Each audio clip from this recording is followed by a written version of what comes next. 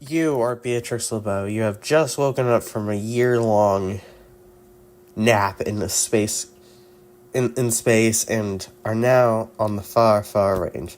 This is Slime Rancher 1, a game about caring for cute little slimes, exploring and cleaning up poop. I know the gameplay is the sequel, but I don't have the original on Steam. And that's the only place I really have the resources to record on, other than mobile, which I have an iPhone. Of course I don't have Steam on it. Of course I don't have Slime Rancher.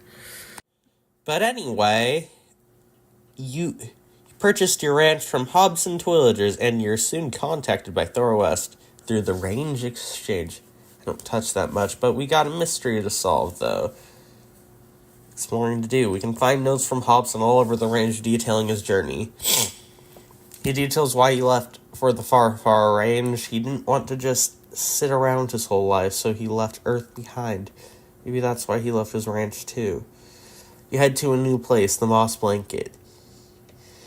A very lush place in Slime Rancher, quite possibly the most green, which isn't much competition. It wasn't always here. It was originally a small part, like literally a patch, and it grew a lot. There's also the Indigo Quarry, which was part of a mining operation. Not important.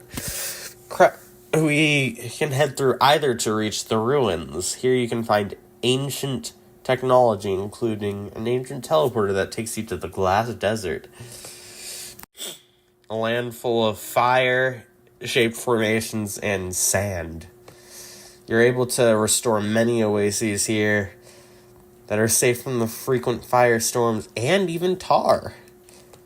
There's eventually a path that wraps up Hobson's story. He had to decide between adventure and peace. Exploration and love. He loves Thor. He compares the ruined doors here to his situation. He can choose, but only one can stay open. It was unknown what he chose until the sequel. He chose peace. He chose love. He chose Thora. That's not all you have to do. Ogden Ortiz, Mochi Miles, and Victor Humphreys also have their stories to tell. Ogden gives you a call. He needs some help. He needs some help getting kukadobas that grow nearby. He'll give you new tech and tofu for your efforts. Just be wary of the saber slimes. As you collect his precious kukadobas, he tells you a story. He used to run a company, one that made fake food and made people sick. That was never his intention. It's not his fault. Maybe it is, though. Sabotages his own company, losing his job, and he decides to come to the far, far range where he starts gardening, making real food for the slimes, and for you. Which, that's what the tofu is, the real food. You get a call from Mochi. She needs help collecting Quicksilver reports. You get some money and new tech as you help her. Her facade of a successful and happy businesswoman keeps slipping, growing weaker as she opens up. She doesn't want to be here, but her father shipped her away to run his company on the range as well. She's unhappy, and you were there to talk to, making her time stuck here just a little bit better. You then help Victor. His simulation of the range is glitchy, and he needs you to help get all the glitch slimes with new tech as a reward again. He is also very lonely. His only contact being Bob, a stack of slimes pretending to be human. He does not know how to talk to people. He's analytical, and because of you, he learned how much he needed a human to talk to.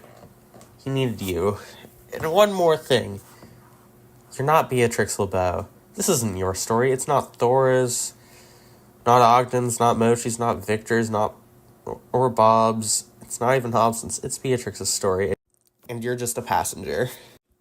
You didn't comfort Mochi. She did. You didn't teach Victor something. She did. You didn't buy the ranch. She did. At the end of the day, you're on Earth with plenty of people. They're not.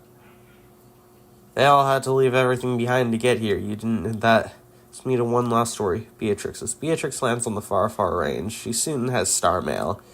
to read already.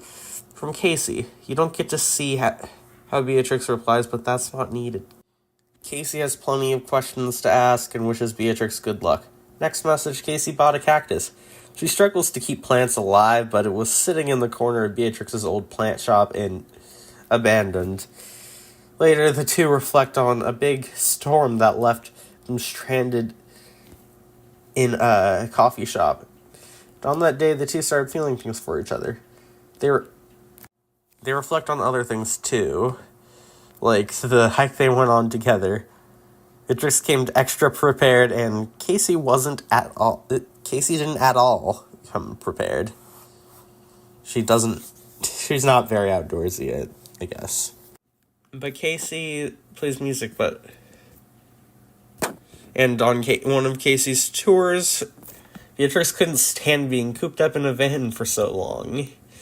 They reflect on New Year's when they ended up stuck in that coffee shop again. Only this time it was a taco shop because the coffee business failed. Later on the roof of an apartment, Casey was going to say something, likely a confession, but Beatrix started talking about how she was going to Africa.